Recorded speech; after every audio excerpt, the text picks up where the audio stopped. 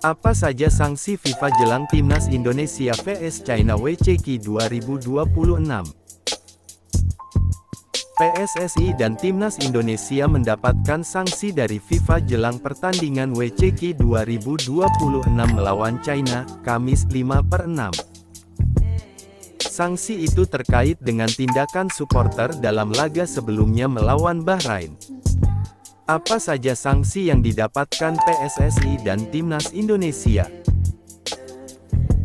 Berdasarkan laporan dari laman Antara, dijelaskan oleh salah satu exco PSSI yakni Arya Sinulinga, bahwa ada dua hukuman yang harus diterima PSSI yang berkaitan dengan Timnas Indonesia. Sanksi pertama adalah denda uang sekitar 400 juta rupiah. Sanksi kedua berupa pemangkasan kapasitas penonton saat laga Indonesia vs China. FIFA mengharuskan PSSI untuk mengurangi keterisian penonton sebesar 15%. Keputusan FIFA, PSSI harus bertanggung jawab atas perilaku diskriminatif supporter pada saat pertandingan Indonesia melawan Bahrain yang dimainkan tanggal 25 Maret tahun 2025. Di sana FIFA juga kirim laporan, jadi ada monitoring sistem mereka anti-diskriminasi, sebagai laporan mereka, kata Arya seperti dikutip dari laman Antara. Aksi diskriminatif yang dimaksud adalah nyanyian para supporter Indonesia yang dianggap tidak pantas kepada kubu Bahrain. Momen itu terjadi di babak kedua yang berasal dari tribun belakang gawang. Berdasarkan laporan tersebut, FIFA menyatakan supporter Indonesia paling aktif di tribun utara dan selatan. Peristiwa terjadi di sektor 19, disebabkan supporter Indonesia pada menit 80 hampir 200 supporter tuan rumah teriakan slogan xenofobia, Bahrian. Bla, bla, bla, tambah Arya. Tentunya hukuman itu sangat merugikan PSSI dalam hal nilai uang. Begitu juga bagi Tom Haye dan kawan-kawan yang berlaga di lapangan karena kehilangan 15% supporter militan mereka di tribun.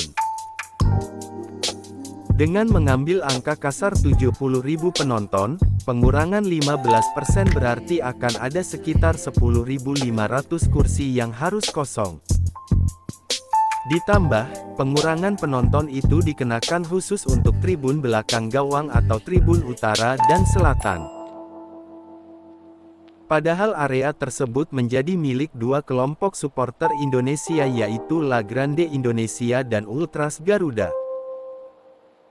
Dua kelompok supporter tersebut selama ini lantang bernyanyi mendukung timnas sepanjang laga dan menghadirkan koreo menarik jelang laga. Akan tetapi FIFA memberikan opsi bagi PSSI agar pengurangan 15% kapasitas penonton itu tidak berlaku. Caranya adalah dengan memberikan jatah 15% itu kepada kelompok anti-diskriminasi atau komunitas lain sehingga stadion tetap bisa terisi penuh. FIFA juga berikan ruang alternatif, boleh saja 15% itu diberikan tapi kepada komunitas anti-diskriminasi atau komunitas khusus seperti keluarga, mungkin pelajar atau perempuan.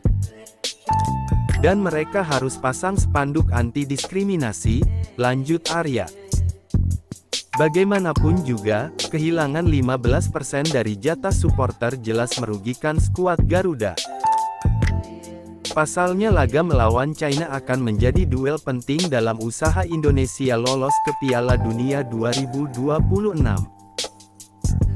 Tim asuhan Patrick Kluivert saat ini menempati peringkat 4 dengan 9 poin. Di atasnya ada Jepang 20 poin yang telah memastikan diri lolos, lalu ada Australia 13 poin dan Arab Saudi 10 poin. Sedangkan di bawah Indonesia ada Bahrain dan China yang masing-masing memiliki 6 poin. Pada laga matchday 9 nanti selain laga Indonesia vs China, juga ada laga Australia vs Jepang dan Bahrain vs Arab Saudi. Apabila Indonesia dan Arab Saudi menang, Indonesia dipastikan minimal lolos ke putaran 4. Di sisi lain, jika Indonesia menang dan Australia kalah, Indonesia masih berpeluang lolos langsung ke Piala Dunia 2026 menemani Jepang.